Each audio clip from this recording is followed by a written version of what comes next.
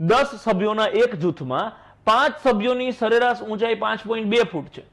5 સભ્યોની સરેરાશ ઊંચાઈ 5.2 ફૂટ છે અને બાકીના 5 સભ્યોની સરેરાશ ઊંચાઈ 5.6 ફૂટ છે. 5 સભ્યોની સરેરાશ ઊંચાઈ 5.6 ફૂટ છે. તો 10 વ્યક્તિઓની સરેરાશ ઊંચાઈ કેટલી થાય? તો 5 વ્યક્તિની એવરેજ 5.2 હોય તો ટોટલ એનું હશે 26.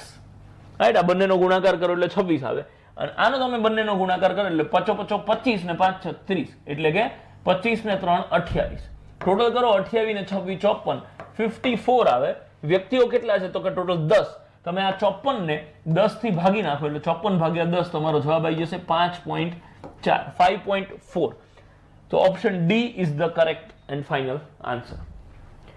ચલો 10 સભ્યોના એક જૂથમાં 5 જણની ઊંચાઈ 5.2 ફૂટ છે અને બાકીના 5 સભ્યોની સરેરાશ 5.6 ફૂટ હોય તો તે જૂથની સરેરાશ ઊંચાઈ કેટલી થશે? અહીંયા તમે જુઓ કે આ 5 સભ્યો છે અને આ 5 સભ્યો છે, તો સીધા બે બાજુ હરખો આંકડો હોય તો 5.2 અને 5.6 ની જ સીધી એવરેજ તમે લઈ શકો છો 5.4. એટલે જવાબ આવશે 5.4 ફૂટ.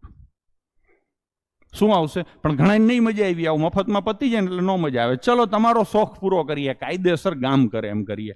5 ની સરેરાશ 5.2 છે એટલે 5 25 ને 26 ટોટલ થાય.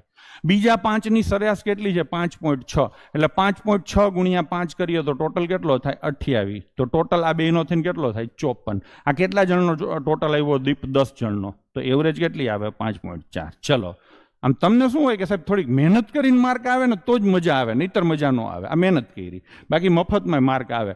બે બાજુ હરખી સંખ્યા હોય તો ડાયરેક્ટ એમ જ માનો ને કે એક સભ્ય અને એક સભ્ય 5 5 છે તો સીધો રેશિયો 1:1 નીકળે.